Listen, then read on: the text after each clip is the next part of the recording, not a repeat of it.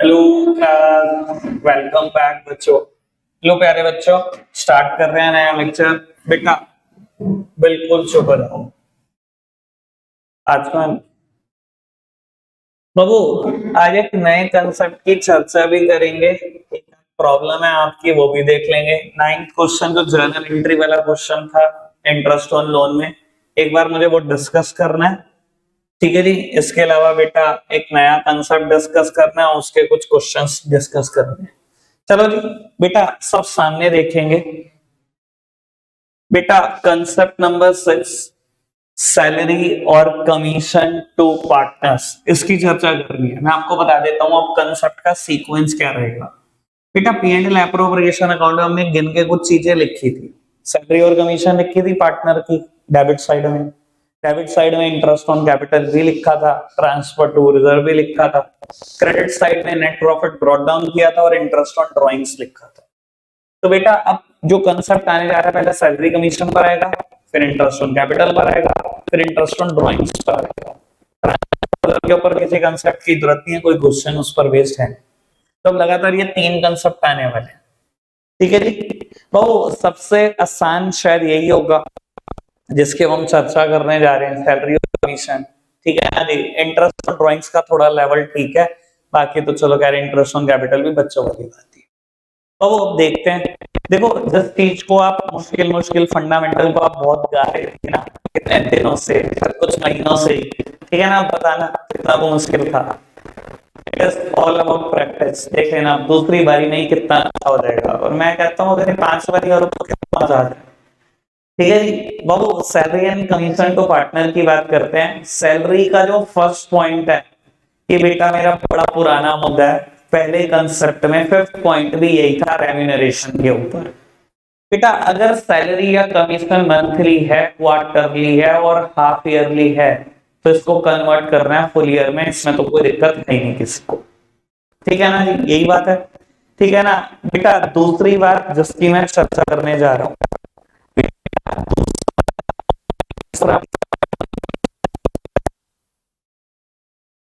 चर्चा करना चाहता हूं इसके ऊपर। ठीक है ना बेटा, पीडीएफ में ये होगा दूसरा पॉइंट में, if partners commission is charge on the net profit before charging such commission then use the formula net profit multiplied by rate upon 100। बाबू ये बातें ना मैं आपको बता देता हूं, अगर आपने 11th में फाइनेंशियल स्टेटमेंट वाला चैप्टर पढ़ा हो विद एडजस्टमेंट, तो manager partners commission profit before charging such commission, और टीचर कहते हैं then use the formula this and that. ठीक है जी। और बेटा यही बात, if partners commission is charge on the net profit after charging such commission then use the formula net profit multiplied by rate upon 100 plus rate.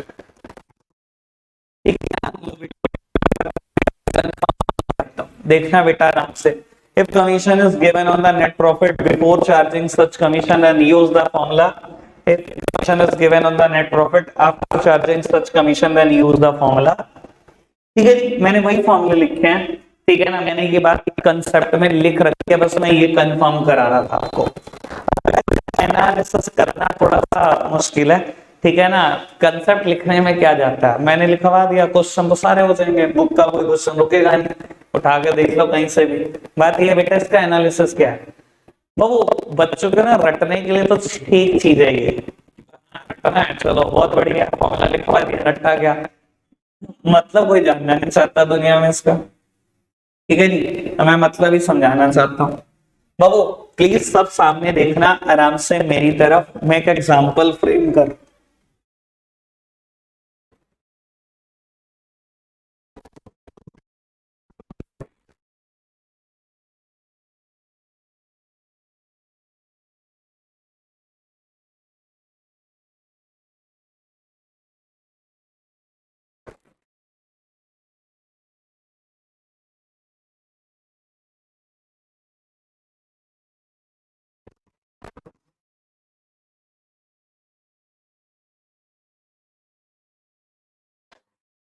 तो सामने देखना। बेटा मैंने एक एग्जांपल लिखा है, तो वो कहता है if partner is allowed a commission of 10% of the net profit, और नेट प्रॉफिट क्वेश्चन में गिवन है बेटा पार्टनर्स कमीशन। तो बेटा ये तो जो मैं बात बता रहा हूँ ये तो मुझे लगता है बेटा 6 स्टैंडर्ड से भी नीचे की बात है। मेरे को पार्टनर की कमीशन निकालनी है, और बेटा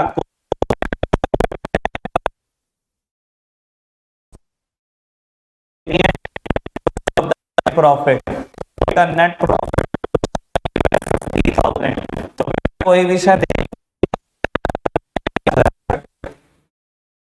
कोई भी 1 मिनट ना लगे। लेकिन बेटा मैं आपको इस क्वेश्चन से एक बात क्लैरिफाई करना चाहता हूं। बेटा इस कंसेप्ट का पॉइंट नंबर 2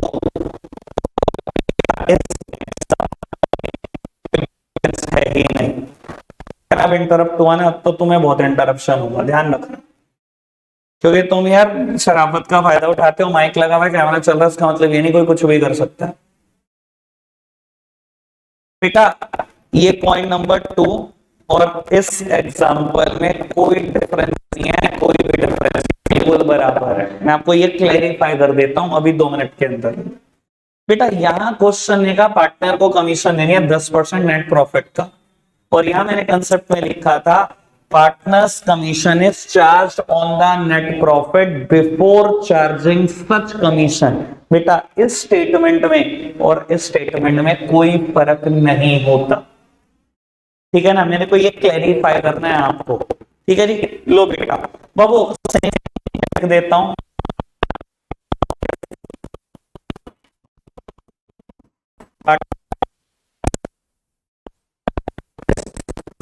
ऑन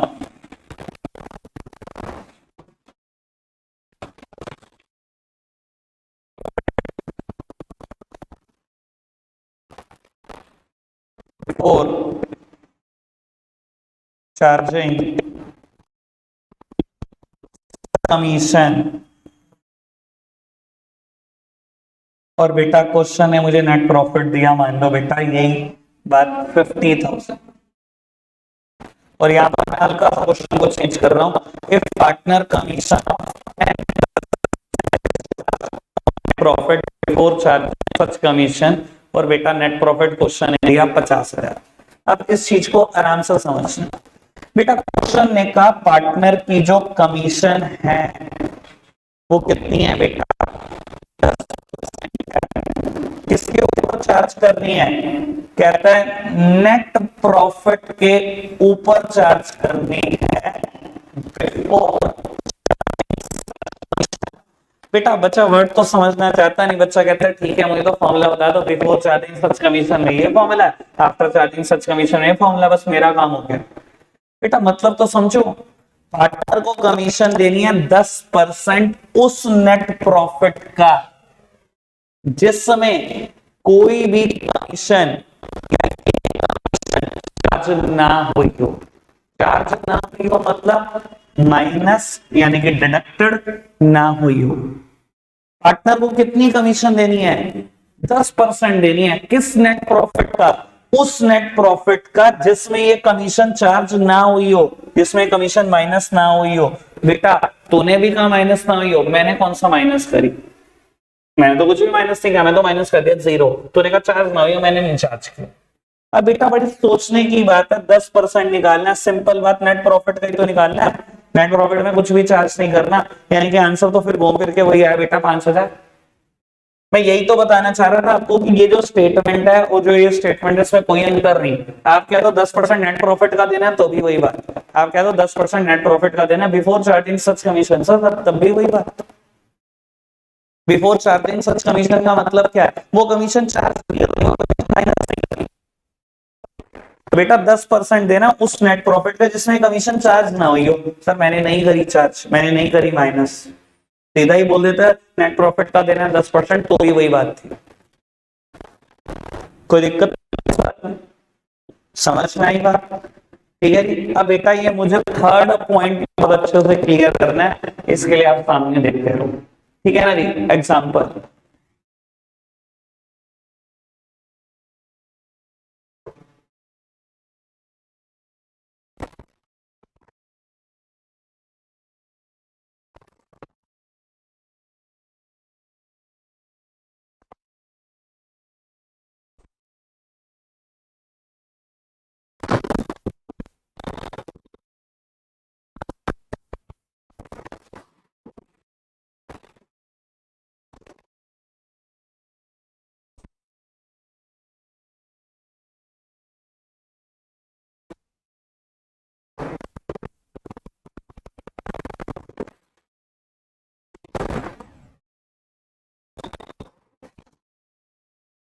तो सामने पढ़ना। बेटा लिखा है partner is allowed a commission of 10% of the net profit after charging such commission. बेटा मैं फॉर्मूला से भी करा सकता हूं, मैंने फॉर्मूला भी लिखा है, ठीक है ना, लेकिन उससे पहले इस चीज को समझ लो, एनालिसिस बहुत जरूरी है, रटने से तो बचाना ही आपको। तो बेटा पार्टनर को कमीशन देनी है, मैंने लिख दिया पार्टनर कमीशन। कितनी है पार्टनर की कमीशन? बेटा क्वेश्चन इस बार ये नहीं का 10% नेट प्रॉफिट हो गया, तो मैंने क्वेश्चन उससे ये कहा बेटा 10% of profit after charging such commission. मतलब कहता पार्टनर को कमीशन देनी है 10% उस नेट प्रॉफिट का, 10% देनी है उस नेट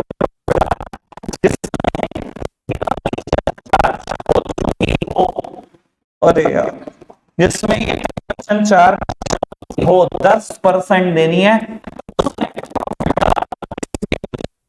जिसमें माइनस हो चुकी हो। समझ में आ रही है बेटा बात? यही है ना स्टेटमेंट का मतलब, नेट प्रॉफिट का नहीं, उसको नहीं है 10% आफ्टर चार्जिंग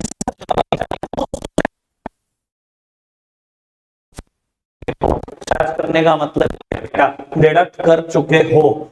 अच्छा मैं सॉल्व करता हूं बेटा, इसको बड़ा प्लेनली मैं सॉल्व करूंगा, आराम से समझे जाना। पार्टनर की कमीशन कितना है?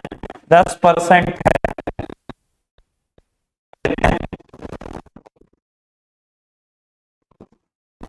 पार्टनर की कमीशन है, नेट प्रॉफिट मुझे क्वेश्चन में गिवन है 3,30,000।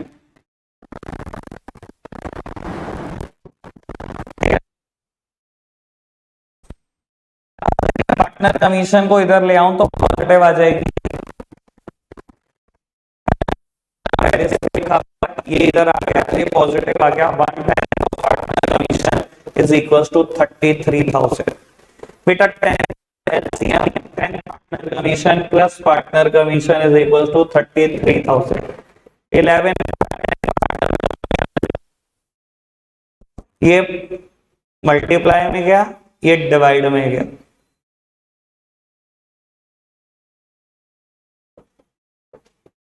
बेटा पार्टनर कमीशन आ गई 30,000। मैं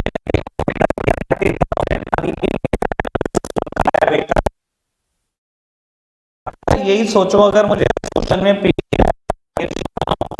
होता, अगर इस क्वेश्चन में मुझे P&L एप्रोप्रिएशन अकाउंट बनाना है,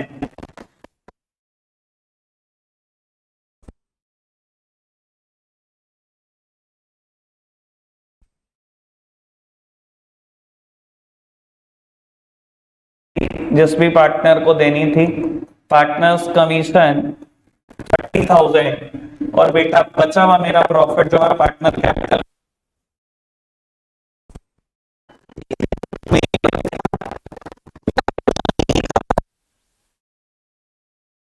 का, अगर 10% नेट प्रॉफिट का देनी होती तो ये रहा नेट प्रॉफिट, निकालो 10%, ये लिखो 33,000, आंसर आ जाता 2,97,000। क्वेश्चन ने कहा पार्टनर को कमीशन देनी है 10% उस नेट प्रॉफिट का जिसमें कमीशन माइनस हो चुकी हो, वो नेट प्रॉफिट चाहिए जिसमें कमीशन माइनस हो चुकी हो। खुद बताना बड़े ईमानदारी से, क्या इस नेट प्रॉफिट में कमीशन माइनस हो चुके हैं क्या नहीं? ये कमीशन माइनस करने के बाद है ना नेट प्रॉफिट, क्या इसका 10%? बच्चे को कभी मतलब ही नहीं पता होता तो अपना आंसर कब कैसे जस्टिफाई करेगा? बच्चे को स्टेटमेंट का मतलब नहीं पता होता, आप पूछ कर देख लेना, कहीं 1000 निकलेंगे बेटा इनको मतलब नहीं पता होगा स्टेटमेंट का। उसने कहा 10% कमीशन दे दो उस नेट प्रॉफिट का जिसमें कमीशन माइनस हो चुकी है, ये है वो प्रॉफिट जिसमें कमीशन माइनस हो चुकी है। क्या इसका 10% दे रहे हैं आप? दिखाई भी दे रहा होगा आपको, क्लियर है बात? देखो ये तो मैंने कर दिया एनालिसिस, और ये मैंने कर दिया बेटा क्वेश्चन का मतलब समझाने की कोशिश कर दी कि स्टेटमेंट का मतलब क्या होता है। क्या ये आंसर हमें इतने बड़े तरीके से ही सॉल्व करना है? नहीं पुत्र, पेपर में अगर ये क्वेश्चन आया भी तो 1 मार्कर आएगा, जो इसका मुश्किल क्वेश्चन आएगा बेटा उसकी बात अलग है। अगर ऐसा क्वेश्चन आया तो ये 1 मार्क्स में आएगा, और 1 मार्क्स में बेटा हम इतना बड़ा सॉल्व नहीं करेंगे। मतलब आपको जरूर पता होना चाहिए, क्योंकि बड़े क्वेश्चन सॉल्व करने में ये बड़े हेल्पफुल बनेगा। ठीक है ना जी। अब बेटा जब ये 1 मार्कर्स हो तो बेटा आप ये फॉर्मूला यूज करना ऐसी सिचुएशन में, आंसर वही मिलेगा जो भी मिल रहा है। बेटा अगर आपको कह दे पार्टनर को कमीशन देनी है 10% या 20% या 25% उस नेट प्रॉफिट का जिसमें कमीशन चार्ज हो चुकी हो, तो बेटा ऐसे केसेस में यही फॉर्मूला कार्य करेगा। अभी मेरा एग्जांपल था 3,30,000 नेट प्रॉफिट था, रेट था बेटा 10%, 100 प्लस रेट, यानी कि बेटा रेट 10% था तो ये डिवाइड में आ गया 110, तो बेटा आंसर अभी भी 30,000 आया। और जब आपने इतना बड़ा कैलकुलेट करा तब भी आंसर 30,000 ही आया। तो बेटा ऐसे केसेस में लगाना तो फॉर्मूला है, पर पता होना चाहिए मतलब क्या इस बात का। ठीक है जी। आफ्टर चार्जिंग सच कमीशन का मतलब समझ में आ गया होगा मेरा ख्याल आज अच्छे से। ठीक है जी, कोई दिक्कत तो नहीं बेटा। इस पर बेस्ड बुक में 4 क्वेश्चन तो है ही हैं, करेंगे हम शुरुआत, लेकिन उससे पहले एक प्रॉब्लम ले लूं मैं बेटा आपकी क्वेश्चन नंबर 9 की। और बेटा प्रॉब्लम लेने से पहले मुझसे 2-3 बातें सब सीख लो, सब सामने देख लें। बेटा आपने 11th क्लास में trading and profit and loss account और बैलेंस शीट बनाई है, ठीक है ना जी। मैंने अपने पहले लेक्चर में भी इसका जिक्र किया था, मैं दोबारा वही बात बोल रहा हूं। बेटा आपने ट्रेडिंग एंड पी&एल अकाउंट और बैलेंस शीट बनाई है। सबसे ऊपर बनता है बेटा ट्रेडिंग अकाउंट, देन बेटा आप बनाते हो प्रॉफिट एंड लॉस अकाउंट, देन बेटा एक स्टेटमेंट बनाते हो फाइनेंशियल स्टेटमेंट में बैलेंस शीट। बेटा आपको याद है ना मैं इसको अकाउंट क्यों नहीं बोलता था? मैंने बताया था अभी 2 दिन पहले, मैं इसको अकाउंट नहीं बोलता, कोई भी नहीं बोलता, इसको हम बोलते हैं स्टेटमेंट है, और इन दोनों को हम बोलते हैं अकाउंट है। ऐसा क्यों? क्योंकि बेटा अकाउंट का एक गुण होता है। क्या गुण है अकाउंट में? Left hand side is the debit side और बेटा right hand side is the credit side. कोई भी अकाउंट तो कहानी यही है बेटा, इसमें एक गुण नहीं होता। इसकी जो लेफ्ट हैंड साइड है बेटा उसे हम बोलते हैं लाइबिलिटी साइड, और बेटा लाइबिलिटीज हमेशा और हमेशा क्या होती है? क्रेडिट। सर लिखना कहीं नहीं है, अगर कहीं बैलेंस शीट बना भी रहे हो तो बेटा लाइबिलिटी से लिखना है ना, दिमाग में क्लियर होना चाहिए दुनिया में कोई भी लाइबिलिटी है वो हमेशा क्रेडिट है।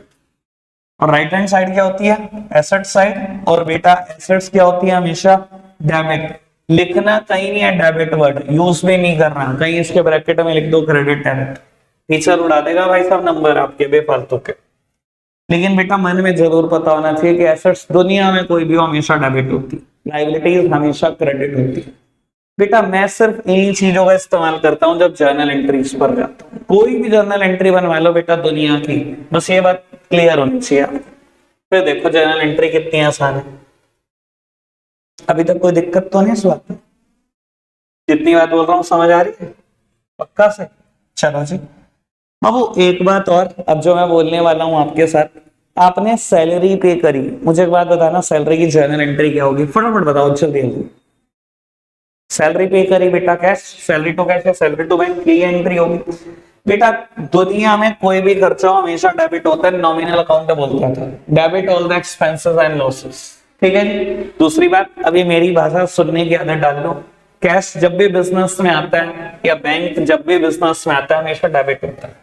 कैश है या बैंक बैलेंस है हमेशा डेबिट होगा, और जब भी बिजनेस से जाता है हमेशा क्या होगा बेटा? क्रेडिट होगा। बेटा अगर मैंने सैलरी पे करी है तो मेरी जेब से कैश जा रहा होगा या बैंक का बैलेंस जा रहा होगा तो एक क्रेडिट ही होगा, तो एंट्री हुई सैलरी टू कैश। ठीक है जी। बेटा 11th क्लास में ना आपको सैलरी की एक ही एंट्री सिखाते थे, या कोई भी खर्चे इनकम की एक ही एंट्री सिखाते थे, दूसरी कभी नहीं सिखाई आपको किसी ने।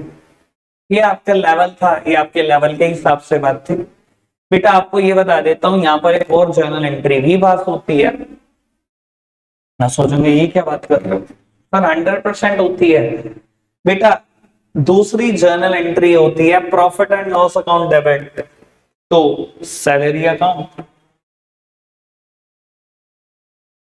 ये क्या मतलब हुआ बेटा? आप खुद सोचो, वरना प्रॉफिट एंड लॉस अकाउंट में सैलरी आ कैसे गई? प्रॉफिट एंड लॉस अकाउंट की एक आइटम होती थी सैलरी, ये आ कैसे गई अगर हमने कभी दिखाई नहीं तो? ये जर्नल एंट्री। सर आप खुद समझो, यहां पर प्रॉफिट एंड लॉस अकाउंट किस साइड पर लिखा हुआ है जर्नल एंट्री में? Debit side. पोस्टिंग का नियम है ना, अगर कोई चीज बेटा डेबिट साइड पर लिखी हुई है तो posting should be done on the debit side. Left hand side debit side है, डेबिट साइड पोस्ट कर दो, P&L अकाउंट है। नाम किसका आएगा? सामने वाली साइड का। और सामने क्या लिखा है? टू सैलरी अकाउंट, मैंने लिख दिया टू सैलरी अकाउंट। समझ में आई बेटा बात? यानी कि बेटा कोई भी खर्चा हो, कोई भी इनकम हो, उसकी एक एंट्री तो हो ही नहीं सकती। मैंने कोई भी इनकम रिसीव करी है, ठीक है, cash to commission account, cash to discount received account, लेकिन बेटा आगे भी तैयारी करो, उसको P&L अकाउंट में डाल के खत्म करो। मुझे कोई भी खर्चा, कोई भी इनकम अगले साल आगे नहीं ले जानी, सीधा P&L अकाउंट में डाल के खत्म करो। यानी कि कोई एक एंट्री नहीं होती बेटा, एंट्री दो ही होती है। समझ में आ रही है बेटा बात? अब बेटा इसी से रिलेटेड है हमारा क्वेश्चन नंबर 6, और ये बात क्लियर करनी जरूरी, सॉरी क्वेश्चन नंबर 9, ये बात क्लियर करनी जरूरी थी बेटा। आकाश भाई एक सेकंड पोस्ट बेटा, रीड करना जरा क्वेश्चन नंबर 9, समझते हैं फिर इसको। बेटा कहता है Akhil, Sunil and Parvesh are partner sharing profits in the ratio of 3:1। Akhil, Sunil और परवेश पार्टनर है, PSR is 3:1। सुनील had given loan to the firm on 1st of November 22 of ₹4 lakh. बेटा सुनील एक पार्टनर, उसने 4 लाख रुपए का लोन दे दिया फर्म को 1 नवंबर 2022 को, ठीक है जी। कहता है interest payable was agreed 12% per annum. बेटा इंटरेस्ट तय हुआ साल का 12%। देखो बेटा अगर ना तय होता तो 6% तो कंफर्म था ही था पर एनम, वो तो हमें पता ही है, वो तो हमारी पुरानी बात है। ना होता तो बेटा 6% देना पड़ता, 12 तो 12 देंगे, ठीक है जी। बढ़ाते हैं बात को आगे। कहते हैं interest was paid up by cheque, sorry interest was paid by cheque up to February 23 on 1st of March 23 and the balance was yet to be paid. Pass the necessary journal entry for interest on loan by partner. कहता है interest पे हुआ check से, लेकिन पे कब तक हुआ? फरवरी तक का पे हुआ है, और पे कब हुआ है? 1 मार्च को पे हुआ है। फरवरी तक का ब्याज पे हो गया, यानी कि नवंबर, दिसंबर, जनवरी और फरवरी, ये चारों महीने का पे हो गया होगा। कहता है बाकी अभी भी बकाया है। बाकी कितने महीने का बचा? 1 महीने का तो बचा ही है, मार्च मंथ का पे नहीं हुआ, ठीक है जी। कहता है जर्नल एंट्री कर दो, क्या फर्क पड़ता है बाबू। सुनील ने लोन दिया 1 नवंबर 2022 को। बेटा मैं सारी एंट्री कर देता हूं जो भी मेरे से क्वेश्चन उम्मीद करता है। बेटा 1 नवंबर 2022 को सुनील ने लोन दिया। पहले बेटा हम लोन की एंट्री कर रहे हैं, मेरी तरफ देखना बेटा। जब सुनील एक पार्टनर ने आपको लोन दिया, आपकी पार्टनरशिप फर्म को, मुझे बस ये बताओ मेरे पास पैसा आया या गया? और पैसा जब भी आता है क्या होता है? या तो कैश डेबिट या तो बैंक डेबिट। बेटा पार्टनरशिप फर्म और कंपनी में ज्यादातर काम कैश का नहीं होता, कोशिश करके एंट्री कैश से मत करना, ठीक है ना। मैंने शुरू से ही बोल रखा आपको, हम एंट्री किससे करेंगे? हमारी प्रेफरेंस हमेशा बैंक है। क्वेश्चन कहेगा कैश तो कैश, वरना हमेशा प्रेफरेंस हमारी क्या है? बैंक है।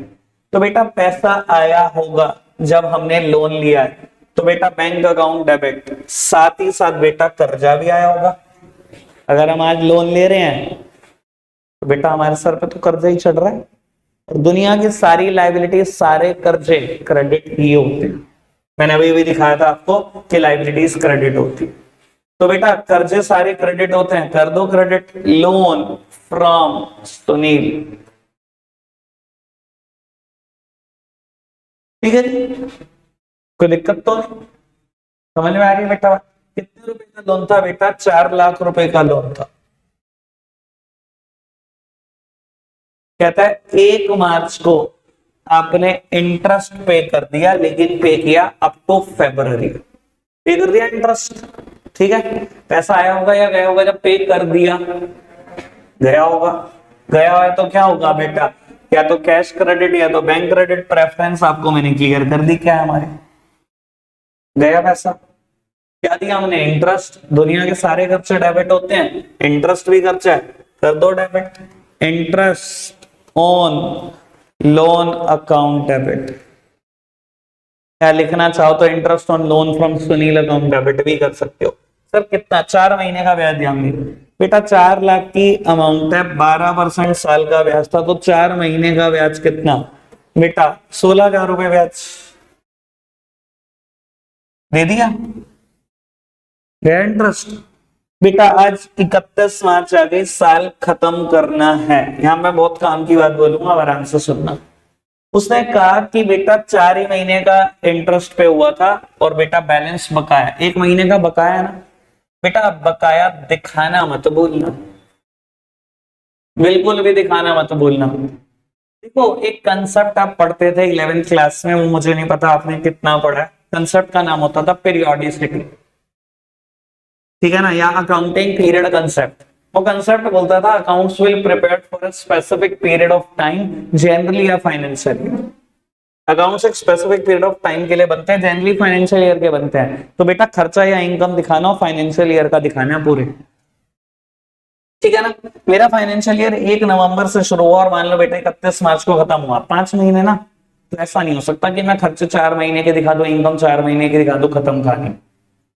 बेटा ये भी बात समझो, हम एक्रूवल कंसेप्ट फॉलो करते हैं, चाहे कोई चीज पे हुई चाहे ना हुई, चाहे कोई चीज मिली कि नहीं मिली, रिकॉर्ड तो पक्का करनी है अकाउंट्स में। चाहे मैंने 4 ही महीने की पे करी, रिकॉर्ड कर दी, 5वां महीना चला है ना, अकाउंट चले हैं ना, तो खर्चा तो दिखाना ही पड़ेगा बेटा, तो खर्चे दिखाओ, ठीक है जी। समझ में आ रही है बेटा बात, मैंने पे नहीं करा पर बेटा खर्चा तो हो चुका है ना, एक्सपेंस तो हो चुका है ना, तो दिखाना तो बनता है ना, तो दिखाओ बेटा। एक्रूवल कंसेप्ट भी यही बात कहता है और बेटा पीरियोडिसिटी भी यही बात कहती है, ठीक है जी। तो बेटा खर्चा दिखा रहा हूं मैं 1 महीने का, और दिखाओ जी खर्चा, interest on non account debit, 1 महीने का ब्याज और दिखा दो बेटा, लेकिन इस बार पे नहीं हुआ तो डोंट टेल मी कि मैं बैंक अकाउंट लिख दूंगा। खर्चे डेबिट होते हैं, मैंने उस सिचुएशन के हिसाब से, उस लॉजिक के हिसाब से खर्चे तो डेबिट कर दिए, पर बेटा मैं क्रेडिट नहीं कर सकता बैंक को क्योंकि पे नहीं हुआ, तो बेटा क्रेडिट किसको करूं। देखो कुछ बच्चे यहां पर कह सकते हैं आउटस्टैंडिंग इंटरेस्ट को क्रेडिट कर दो, बिल्कुल गलत नहीं है, 100% ठीक है, आउटस्टैंडिंग इंटरेस्ट क्रेडिट हो सकता है, दुनिया की सारी लाइबिलिटी क्रेडिट होती हैं, आउटस्टैंडिंग भी तो एक लाइबिलिटी है कि अगर मैंने 1 महीने की ब्याज नहीं दी उसे आउटस्टैंडिंग दिखाया जाए। सर बिल्कुल कर सकते हो आप आउटस्टैंडिंग इंटरेस्ट, कोई काट नहीं सकता नंबर, लेकिन बेटा मैं उससे बेटर है लोन फ्रॉम सुनील को ही क्रेडिट कर दूं, मैं लॉजिक दूंगा, अभी घबराना नहीं है बेटा। 4 महीने का ब्याज 16,000 है, तो 1 महीने का ब्याज पक्का 4,000। मैंने क्या किया मैं आपको ये बता देता हूं बेटा, मैंने प्रैक्टिकली क्या किया, मैंने एक लाइबिलिटी रिकॉर्ड की हुई थी कि सुनील तुझे 4 लाख रुपए देने हैं, तेरे से लोन लिया तुझे 4 लाख देने हैं, लाइबिलिटी तो रिकॉर्ड की थी। जब तक तुम जर्नल एंट्री से तू तड़ाक करके बातें नहीं कर लेते ना, तो समझ लेना आपको आई नहीं जर्नल एंट्री, तू तड़ाक करके बात कर रही है, तू कह क्या रही है। तो सर मैंने जर्नल एंट्री में लिखा हुआ था कि सुनील तुझे 4 लाख रुपए देने हैं, लाइबिलिटी रिकॉर्ड किया ना, 4,000 का ब्याज भी देना था उसका, तो बेटा मैंने उसी लाइबिलिटी में ऐड कर दिया कि सुनील अब तेरे 4 लाख नहीं 4,04,000 रुपए देने हैं। 4 लाख तो तेरा मोल ही है, प्रिंसिपल अमाउंट, 4,000 तेरी ब्याज भी बकाया। आप लिखना चाहो आउटस्टैंडिंग इंटरेस्ट लिखो, कोई दिक्कत नहीं है मुझे, मुझे लगता है ये उससे बेटर है, आउटस्टैंडिंग इंटरेस्ट से भी बेटर है, क्लियर है। एंड लास्ट वन, ये भूलना नहीं है किसी भी हाल में, 31 मार्च के दिन, साल खत्म होने के दिन बेटा ये दोनों ही खर्चे हुए हैं बेटा, प्रॉफिट एंड लॉस अकाउंट में ट्रांसफर करो, खत्म करो। Profit and loss account debit to interest on loan account.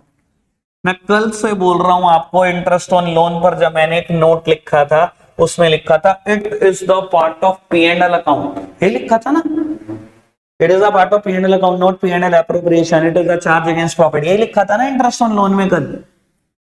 तो सर कैसे आया वो P&L अकाउंट में, अब पहुंचा तो दो P&L अकाउंट, तभी तो आया सर, यहां से आया जब आपने जर्नल एंट्री पास करी तभी interest on loan P&L account का पार्ट बना।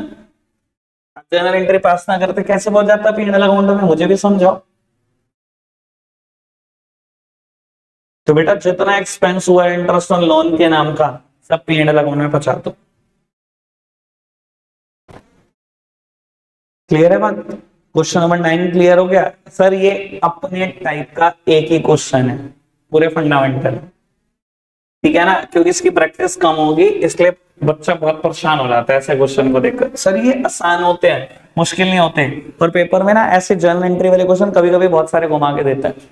सर यहाँ से सोचो, अगर जर्नल एंट्री आपको परेशान कर रही है ना, तो कहीं बेस में ही दिक्कत है। क्लियर है? Question number 9 done. ठीक है जी, मैं एक बार सैलरी कमीशन वाले क्वेश्चन लाता हूं बेटा स्क्रीन पर। अगर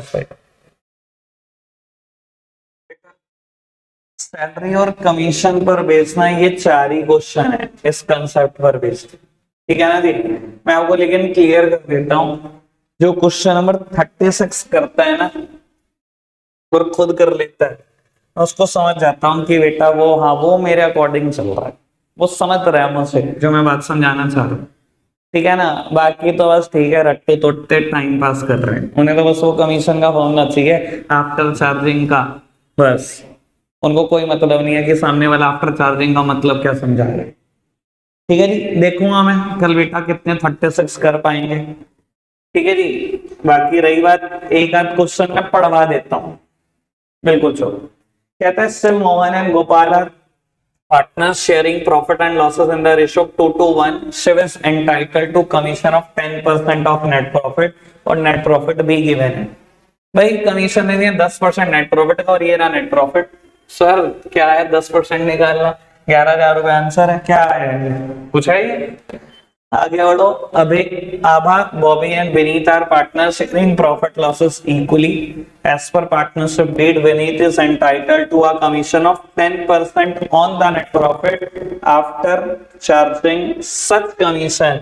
net profit before charging commission is 2,20,000। Sir बात तो फिर वो रेट, मतलब आप चाहो तो सीधा फॉर्मूला इस्तेमाल करो, बहुत बढ़िया, लेकिन मतलब पता है ना स्टेटमेंट का?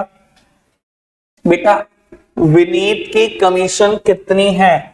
Vineet commission is 10% of the net profit after charging such commission. बेटा आफ्टर चार्जिंग विनीत कमीशन, यानी कि विनीत को कमीशन देनी है 10% उस नेट प्रॉफिट का जिसमें ये कमीशन चार्ज हो चुकी हो। सर मैं तो मतलब समझा रहा हूं, ठीक है ना, मुझे कोई डाउट नहीं है, आप फॉर्मूला यूज करोगे आंसर आ जाएगा, कोई दिक्कत नहीं है, पर इस चीज का मतलब समझो। एक बात और बता देता हूं, यहीं से क्लियर कर देता हूं, अगर जिसकी कमीशन निकालनी है सिर्फ नेट प्रॉफिट में उसी को चार्ज करना है, जिसकी कमीशन निकाल रहे हो सिर्फ नेट प्रॉफिट में उसी को चार्ज करना है, तभी आप ये फॉर्मूला लगा सकते हो, net profit multiplied by rate upon 100 plus rate. अब आप कहोगे मैं ये बात बोल क्यों रहा हूं कि जिसकी कमीशन निकालनी सिर्फ उसी को चार्ज करना हो, तभी ये फॉर्मूला लगा सकते हो। कल आएगा समझे बात, जब क्वेश्चन नंबर 36 होगा।